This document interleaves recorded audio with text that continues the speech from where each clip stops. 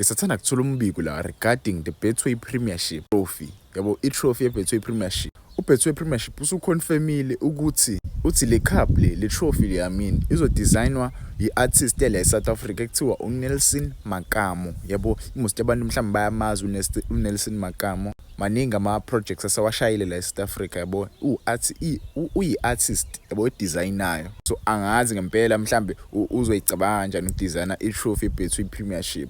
But looking back at the last trophy ye-DStv Premiership, if you saw i-trophy i-trophy ye-Betway Premiership, njani iyibona nje i-trophy ye-Betway Premiership ibifana ne-award ne-Man of the Match award ebinikezwe umdlali mewinile mhlawumbe medlale kahle kwi-match. So I'm very skeptical ukuthi mhlawumbe le cup le or i-trophy ezofana no-Betway Premiership izofana njengale Man of the Match award inikezwe abadlali right now, yabo, because abadlali nike nibona bebenikezwe ama-Man of the Match awards banikezwe into engathi ikhasi njani ibona nje naye i-Betway Premiership Man of the Match award yabo ejwayele ukunikezwa abadlali. Menicabanga nina ngokwenu ngaba yini kanje i-Betway Premiership cup or trophy, because uPSL uthi uzoyireveala le trophy le ngoMay, uzoyireveala nje ngoMay 2025. Shuthi ngokubona kwami mhlawumbe bazoyireveala ngosuku la izowina khona noma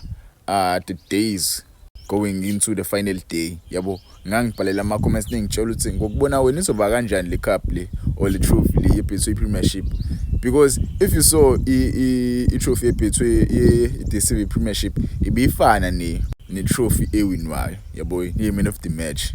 So angazi kuzoba kanjani, and ngeke kubuye kahle abadlali sebezophamisa i-cassette. Phela i-cassette le litholwa abadlali kuma-Man of the Match akusiyona into engasho ukuthi mhlawumbe iyi-trophy, yabo. So abasize mfethu basicacisele kusayili sibone ukuthi kahle kahle yini ezoqukulwa, yabo.